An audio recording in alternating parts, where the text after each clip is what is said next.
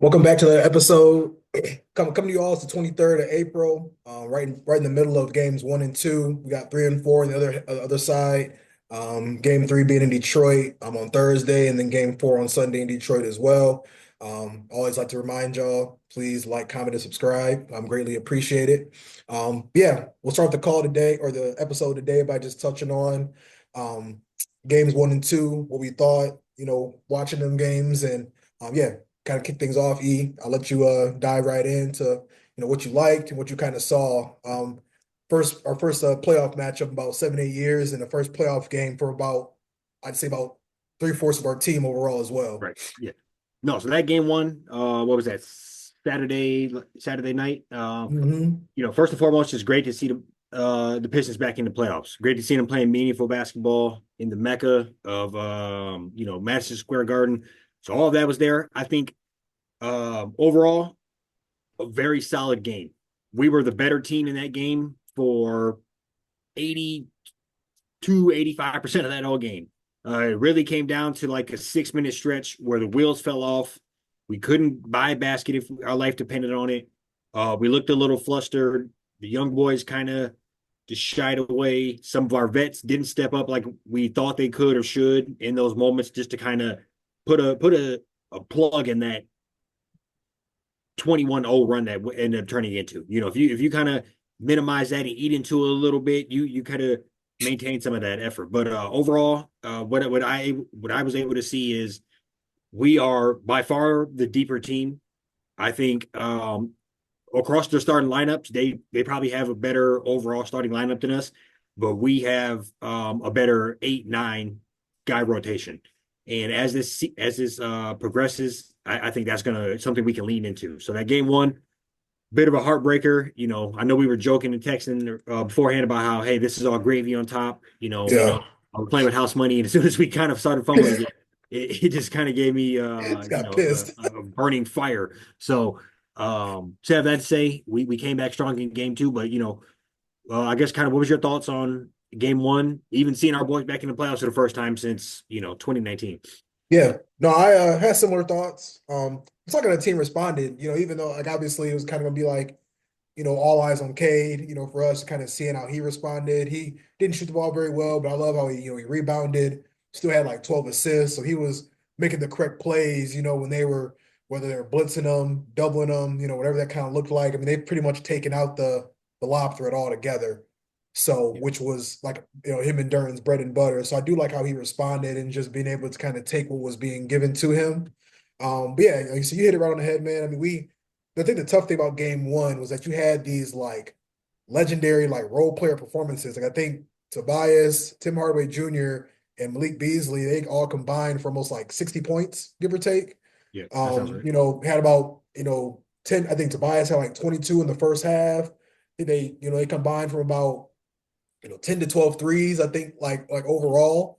Um, but then on the flip side of that, you come into game two. I think Beasley and Hardaway went like 2 of 17 from three.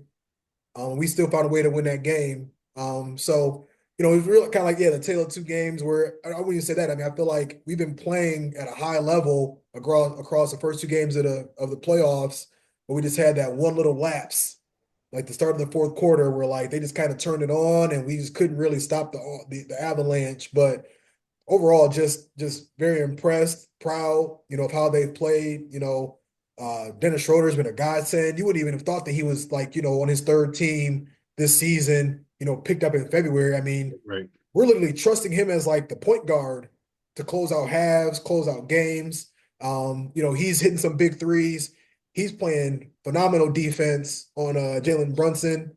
Him and Asar is kind of taking turns, like chasing him around. So yeah, I think, like I said, I know our mindset coming onto this was just, icing on the cake. Like a lot of this is, whatever happens. I mean, we're still just kind of happy to be where we're at. But I mean, we already talked about us being able to beat them, and it's looking like more and more of a reality that it's something we can actually pull off as we get later into this series now. Right. No, I second a lot of that. So game two, I would say, or I said game one we were better than them for minus that 5 6 minute stretch. Mhm. Game two, we got out the gate. and really controlled the effort. Cade came out on fire. I think he had 20 in the first half. Tobias Harris, I snuck and look at or went back and looked at the box score, and he snuck and played like 48 minutes or 43 minutes. I mean, Yeah, he was out there a lot. Garden Cat. Right, Garden Cat. Yeah, and that's my next key point of I like the lineup where Schroeder's at kind of the primary ball handler, Cade, Beasley, Tobias Harris, Duran. I think Hmm. that's kind of the good vibe recipe. And I like when that unit's out there. And kind of you can kind of play the hot hand with you know between the couple of shooters out there, whoever's the hot hand. But Tobias Harris wanting to step up and play defense, I think that is good. He's where it works is he's nimble enough to get out there out there on the perimeter with him. It also is not taking, let's say, Duran out of the paint like it was in game one, where Duran is way out there trying to guard him or kind of in no man's Yeah, land, and we're missing a lot of rebounds. We all rebounded them like very 15, I sizable. think. Yeah, so you look at Tobias Harris had like 13 rebounds, Cade had 12 rebounds. It, minus how bad we shoot. If you're getting 25 rebounds from them two guys, Yeah, and on top of Duran getting you another 10 or so, that I mean you've already ate up 70% of all the total rebounds in that in what are possible. So those are kind of the keys I'm looking for. And then you mentioned Schroeder just being kind of a gift from above, kind of coming in late. We wasn't even sure, we were kind of talking about maybe we should go get Lonzo Ball, or maybe we should go like we yeah, watching the game, watching them play enough. We knew we needed this type of player, and he was on neither of our radars, but it was a perfect pickup, and him kind of settling in. Let's say like around that 4 or 5 or 2, 3, 4 minute mark in the fourth quarter in game two is what I hmm, hoped would have happened in that first game. But he circled back around, big time jumper, and then Cade just kind of running that offense through him at the end of the game. Cade finished with what 33, 12, yeah, and 3. And I went back and basically watched the game again in entirety. And I counted 3, like quote unquote, hockey assists from Cade, where Cade yeah. swung it to Beasley swung it to Tobias Harris in the corner, hit a 3. Some combination of that. So that's all just good plays, good ball movement. And it might not show up on the stat sheet, but anybody who watched that games, Cade is quickly becoming a superstar. And it's just cool to kind of watch him get his dues and the kind of the power of having a superstar where, like you said, we just know to go get him a basket or give him the ball and he'll get us a basket. So all that saying, game three in Detroit is going to be live, Hmm. very hostile environment. Yeah. Um, And I some just want people to say say they're this. going to bring back I can't think what the old announcer, like Yeah. the old announcements need to bring those Countdown. back. Yeah, the countdown. Yeah. Yeah. If I they just do want to say that, this real quick. Just real quick. No, still nobody can stop Cade. I haven't seen nobody be able to stop Cade except himself. Like he was still getting to his spots game one, missing mhm. some shots here and there, looked a tad bit uncomfortable. But like it don't matter if you throw like we've heard about Mikal Bridges, we've heard about Anunoby, Oh, yeah. we've heard about Josh Hart. Like that whole Villanova Knicks thing is so stupid to me, but I digress. We like I just think it's so impressive that nobody can slow him down. He's getting to his spots whenever he wants to. He's figuring out how to even like work and manipulate double teams, to either hit the open guy. I mean, that's still kind of like a struggle for him, but like it's just impressive just being able to kind of see him just get comfortable in like 48 hours essentially to be able to do what he needed to do for us to win game two as well. So I just wanted to throw that out there.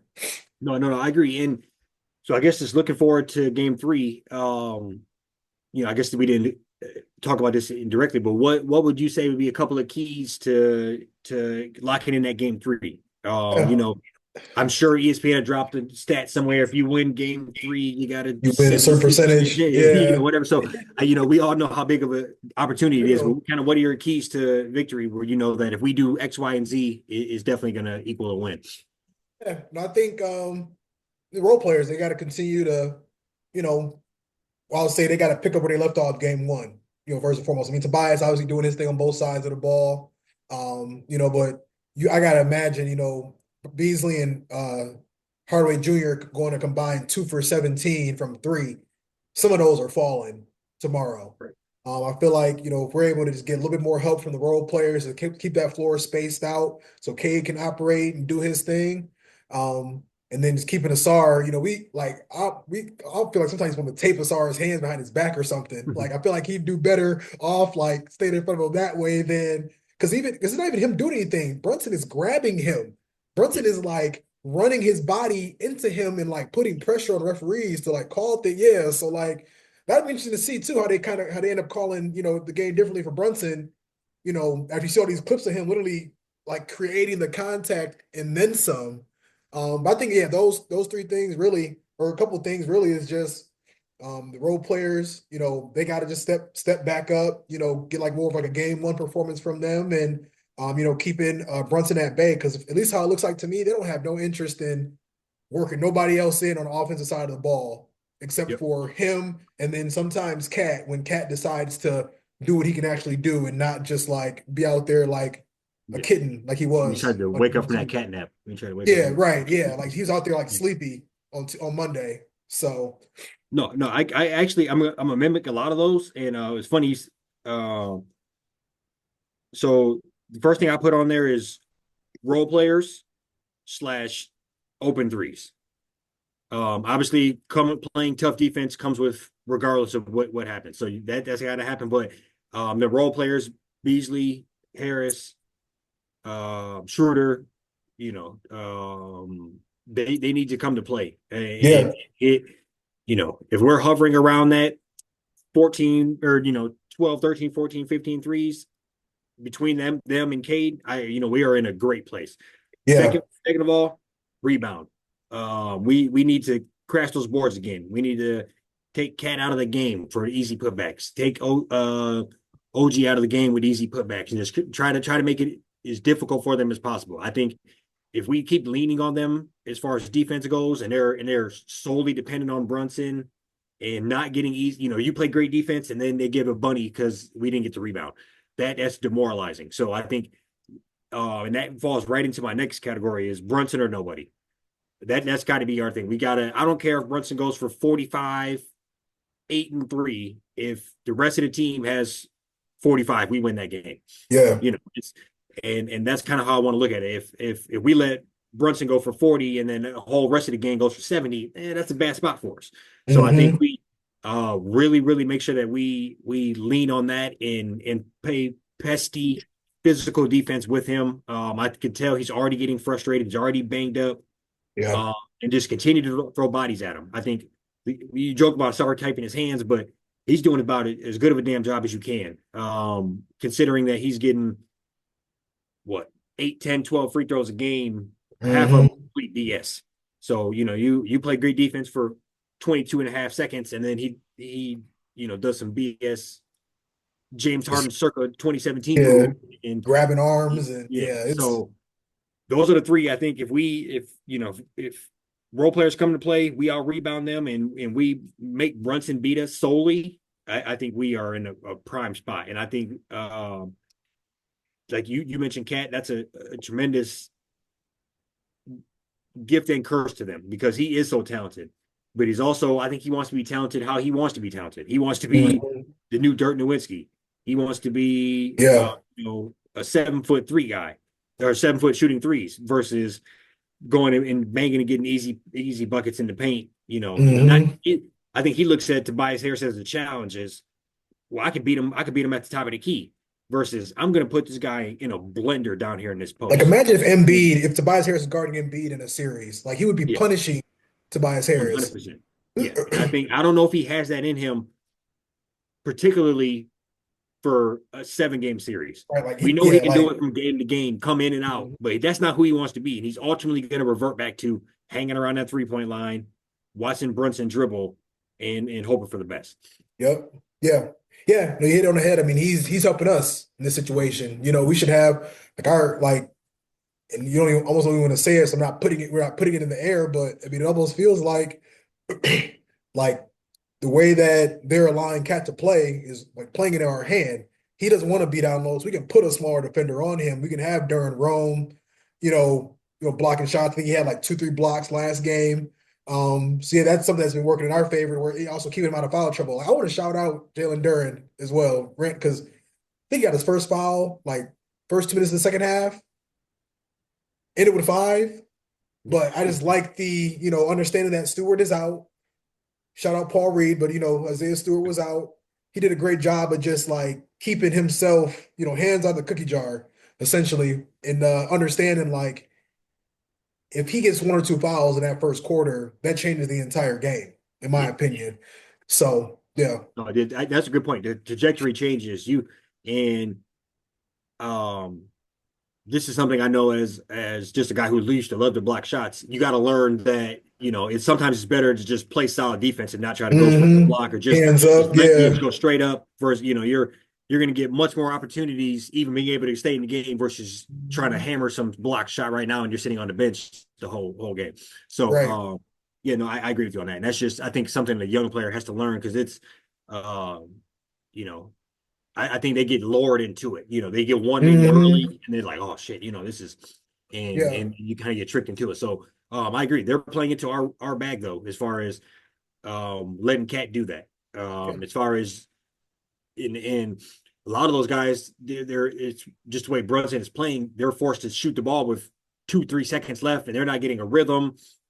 And let's not even mention as long and deeper these games go, they're all going to be ticking at 40 minutes a game. Yeah. Um, and I said this a couple times, that only plays to our benefit as we head into game 5, 6, 7. Play a lot more players. I mean, I think like Cade, Tobias, and I think Schroeder kind of were up there in like, that 40-minute range. But, we also had like Duran or yeah, Duran. I mean, he didn't play that crazy amount of minutes, but we got guys like Paul Reed coming in. We had um Beasley coming in. We're playing about 8 to 9 deeper. They're really, really starting to shrink theirs up. And like I said, I mean, Brunson already just looks like beat. I mean, just it's taking a lot for him to like he finished the game 1 with like 30 plus, but he also started the game like almost like 2 for 10. So like he's having to work for a lot of his shots, which is good. I hope we can continue to make him do that because uh, yeah, because I mean, like I said, they're literally playing into our hand. They want to run this ISO ball with him, not let anybody else beat us. Um, And I you think we're going to continue and to welcome that.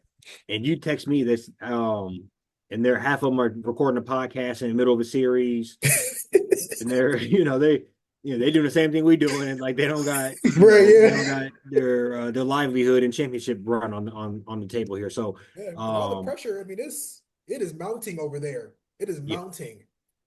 and that type of stuff is going to look bad. You can do that if you're winning championships or you're on the back end. You're Draymond. You got 4 rings under your belt. Yeah. Yeah, Right. you see him Everything even else what icing on the cake. Paul Yeah. George did. Paul George is like, hey, this is getting too much. Let me step away until So I think that just shows a little bit where their head is mentally. Hmm. And I haven't even watched it. I'm sure it'd be some good some funniness going and watching tap in. But that's I'll be pissed if we were the higher seed with a big payroll down 1-1 versus a team that had 14 wins last year, and Cade and Duran is doing a podcast together. Right. Yeah. Live audience and everything. Got mediators asking questions. Yeah. Yeah. No, it's I think we're in a great spot to be in. I mean, I don't know if we want to kind of just give out some little predictions as far as where we think the series is going to be at. Once this weekend wraps up. Um, Yeah. okay. Yeah, I guess I'll jump out and say I'm feeling pretty damn solid that we'll be going back to New York 3-1. I'm about to say the same thing. I just feel like, and I could probably be over exaggerating. I just feel like the pressure on them is like astronomical right now. You Yeah. cannot take that kind of pay cut, trade all them draft picks, and lose to us in the first round. You can't. You just No, can't. I agree. Yeah, it's too much. And I think every game is important in a 7 game series, but this game here is very important due to the fact that Hmm. we can't let we can kind of I think kick them either down right here. We drag Yeah, in Detroit. It's very hostile. We go and win. I think the pressure you can whatever the pressure is now, it's times 2 if they lose that first game. absolutely. That's when ESPN and Stephen A. Smith and all Stephen A. them. Smith is having a heart attack on you on there, and people start talking about the coach got to go and what's Cat doing, and I think that's when it gets that's when that it magnifies from a little bit of rumblings to it's a full blown earthquake happening. Yeah. And that podcast looks that much worse when you try to record it on your day off. And I think that's when panic button gets hit a little bit. Um, so no, I'm feeling 3-1 back to the Garden, and then you know, the sky's the limit after that. Yeah, Rest see of what the happens. I mean, yeah, yeah, like I said, we 3-1. They might get that other game back at the Garden. It'd be great for us to. I mean, hell, it'd be great for us to finish them off on the road. In five. But I think I was going to winding down. It's going to be. We'll probably get like a just a Hall of Fame game from Brunson, and we'll have to. The pressure will kind of get back on us, just closing things out at home. That's what I kind of envision the series finishing out. But yeah, all in all, man, I'm just ecstatic. Like, didn't know what to expect game one. They pretty much gave them everything they could handle. Had that little lapse. Game two to respond the way that we did with, the role players not all playing that well. Obviously Schroeder, he played great. Tobias played great, but like our sharpshooters were not, they're not anywhere closer to what they were the game before, what they were all season. So I'm expecting a big game, loud crowd on Thursday. Um, yeah, we'll see what happens. yes, sir. Yep. I'm looking forward to it. And then we'll tap in next week. Hopefully come back 3-1. Hopefully Lions make some good decisions here as well. I know we haven't tapped into them a lot recently, but it's Pistons soaking up a lot of time. But no, I think we got some good Detroit sports on the horizon here. So, Absolutely. yes, Back at sir. y'all next week. Peace out.